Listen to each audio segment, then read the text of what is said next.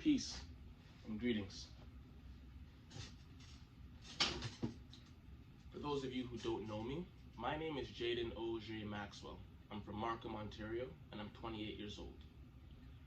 First things first, I want to personally take the time to thank you for joining me today, and I want to welcome you to my personal version of the year 2022's Black History Month Showcase, or as I like to call it, the Introduction to Nile Valley Civilization. So, I want to get started by acknowledging what we're doing here and giving some context as to what we can expect for this month.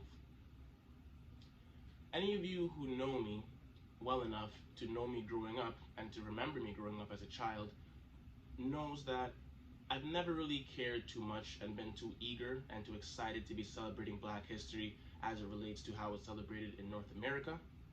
Reason being is because even though I did not know the specific reason why, or I didn't have the specific answers that I was seeking, my intuition told me that the information that's being passed down by our elders, our teachers, our family and friends is more than likely very diluted Black history and a very minimized version of Black history. So the way I see it, that's actually counterproductive to be acknowledging a diluted version of Black history, and I never really cared to do that.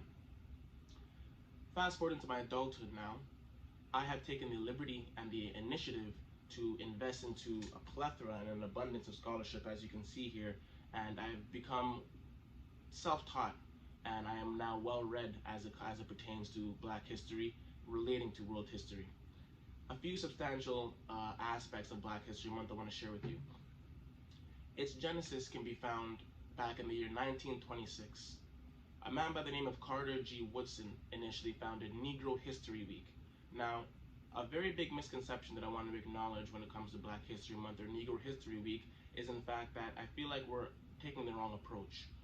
When you look at Black History Month, what we tend to do here in North America is constantly regurgitate the same accomplishments of people of African descent, more predominantly African Americans, after the African diaspora. Now, the issue with that is that African history and pre-dynastic and pre-colonial African history dates back as far as 7000 BC. So, what that means is we're unintentionally and unknowingly forfeiting over 5,300 years of Black African history. I'm here to speak on that 5,003 years of forgotten and unspoken history, and I'm here to make a little bit of fun out of it. So, what this is a showcase. I want to acknowledge once again, the initial intent of Negro History Week was to allow young Black scholars and young Black aspiring scholars like myself to showcase the information that we've gathered over the last 11 months or last few years. I want to reiterate, the month of February is to be a showcase of new information that we're acquiring, not regurgitated information. I want to shout out Rosa Parks. I want to shout out Nelson Mandela. I want to shout out Martin Luther. I want to shout out all the ancestors that did what they did after the diaspora. But this month is going to be related to the Africans prior to the diaspora. So, I want to quote something from Carter G. Woodson's book, The Miseducation of the Negro, that dates back to 1933. What he says, and I quote, is that every man has two educations. One that is given to him, and one that he gives to himself. What my intention is for this month of February 2022 is to showcase the information that I've given to myself and to share it with my collective. I don't believe that this is my information to hold. I have nothing to be proud of. This is our information as a collective, and I feel it's my duty as a striving and one day hopefully up and coming scholar and historian to share it with my community and have all this open dialogue, which I feel is very important. So, to make a little bit of fun out of this, I believe that I would need to have something in the sense of a premise or an opinion to allow me to go through the month of February and to keep this thing entertaining and interesting. So what I did, as I took the liberty of looking up something pretty simple, pretty lighthearted. What I looked up is the origins and the foundations of civilization as we know it. Now, when you go onto the National Geographic website, which is a very significant and very important website, I think we can all agree, what we're told is that the earliest civilizations date back to Mesopotamia, what is now modern-day Iraq, and that is dated back to 4000 BCE, before the Common Era, in between 4000 and 3000 BCE, before the Common Era.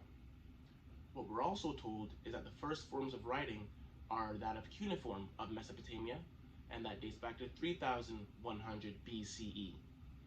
So, what I've done is I've taken the liberty of looking up what it means to have a civilization, what it is that are the criterias and the prerequisites for something to be referred to as a civilization. And what I found, as per National Geographic, is that there are 6 things that scholars and historians can agree on, and that have come to a consensus that all civilizations or habitats would have to have in order to be defined or looked at as a civilization. First are cities. The second is a form of government. Third is a religion. The fourth is a social structure. The fifth is writing. And the sixth is art. With these 6 things, a place, a country, a state, a domain, a valley, can indeed refer to themselves as a civilization. What I'm going to do is I'm going to break down on a daily basis why those statements that Mesopotamia is the first civilization and cuneiform is the first writing system are the furthest thing from the truth. What I'm going to do is I'm not going to be making opinionated statements. I'm going to be referencing scholarship that I personally read. Scholarship like The African Origin of Civilization, The Destruction of Black Civilization, Nile Valley Contributions to Civilization, and other things that I'm not going to give away too much as of yet.